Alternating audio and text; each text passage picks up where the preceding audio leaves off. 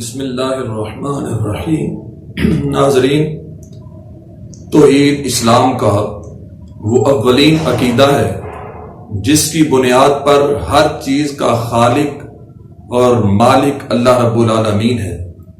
نہ اس کی ذات میں کوئی شریک ہے اور نہ ہی صفات میں، نہ اس کے اسماء میں کوئی شریک ہے اور نہ ہی افعال و احکام میں۔ ان اللہ علی کل شیء قدیر، بے شک اللہ تعالی ہر چیز پر قادر ہے۔ وَتُعِزُّ مَن تَشَاءُ وَتُذِلُّ مَن تَشَاءُ، جس کو وہ چاہتا ہے عزت عطا کرتا ہے اور جس کو چاہتا ہے وہ ذلت دیتا ہے۔ الذی خلق الموت والحیات، اللہ تعالیٰ ہی ہے جس نے زندگی اور موت کو پیدا کیا ہے۔ واللہ یحیی و یمیت، اللہ تعالیٰ جس کو چاہتا ہے زندگی دیتا ہے اور جس کو چاہتا ہے موت دیتا ہے۔ واللہ خیر الرازقین، اور اللہ تعالیٰ بہترین رزق عطا کرنے والا ہے، جس کو چاہتا ہے جتنا چاہتا ہے وہ رزق عطا کرتا ہے۔ هو الرحمن الرحیم، اللہ تعالیٰ رحمان اور رحیم ہے۔ عام انسانوں پر اس کے عام احسانات ہیں اور خاص انسانوں پر اس کے خاص احسانات ہیں۔ واللہ علیم حکیم، اور اللہ تعالیٰ حکمت والا ہے اور جاننے والا ہے۔ ہم سمجھ سکیں یا نہ سمجھ سکیں، اس کی ہر بات میں ہزاروں حکمتیں موجود ہوتی ہیں۔ یہ بات یاد رکھیں، وہ قدیم ہے، ہم حادث ہیں۔ وہ واجب الوجود ہے، ہم ممکن الوجود ہیں۔ واللہ غنی حمید، اللہ تعالیٰ غنی ہے، ہم سب اس کے محتاج ہیں۔ لہذا اللہ رب العالمین کے لیے اٹھنا، بیٹھنا، چلنا، پھرنا، کھانا، پینا، مکان اور مکانیت، یہ ساری چیزیں اس کے لیے محال ہیں۔ لیس کمثلہ شیء، اس جیسی کوئی چیز نہیں۔ اس بنیاد پر یہ کیسے ممکن ہے کہ اس عقل ناقص اور علم محدود کے ذریعے اس کی معرفت حاصل ہو سکے؟ یہی وجہ تھی کہ یہ انسان اپنے خالق کی تلاش کے جذبے میں اس نے ہزاروں ٹھوکریں کھائی ہیں۔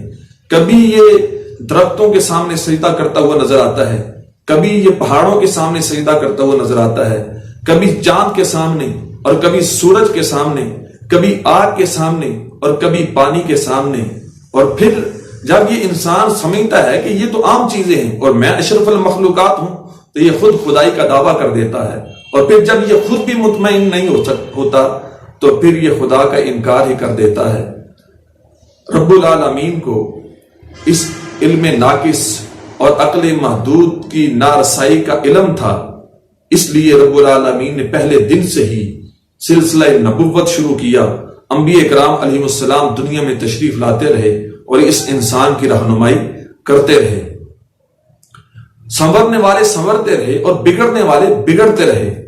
وہ لوگ جو سعید روحوں والے تھے، وہ لوگ جو سلیم عقلوں والے تھے، انبیاء کرام علیہ السلام کی سیرت کو اور ان کی صورت کو، ان کے اخلاق اور ان کے کردار سے اور ان کے کمالات سے اور ان کے معجزات سے متاثر ہو کر وہ صراط مستقیم پر گامزن ہوتے رہے۔ اور وہ لوگ جو انبیاء کرام علیہ السلام کو فقط اپنے جیسا بشر سمجھتے رہے اور ان کے ساتھ سرکشی کرتے رہے، وہ در بدر کی ٹھوکریں کھاتے رہے۔ جس طرح کے قرآن پاک میں رب العالمین نے حضرت نوح علیہ السلام کی قوم کا ذکر فرمایا کہ فقال الملأ الذین کفروا من قومہ ما ھذا الا بشر مثلکم، کہ ان کی قوم کے کچھ سرداروں نے کہا کہ یہ تو ہم جیسے ہی بشر ہیں۔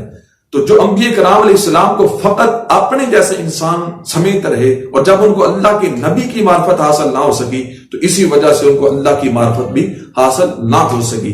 یہ بات یاد رکھیں کہ انسان کو اللہ کی معرفت تب حاصل ہوتی ہے جب وہ اللہ کے نبی کی معرفت حاصل کرتا ہے، اور جب وہ اللہ کے نبی کی بارگاہ تک پہنچ جاتا ہے تو اللہ کا نبی اس کو رب العالمین کی بارگاہ تک پہنچا دیتا ہے۔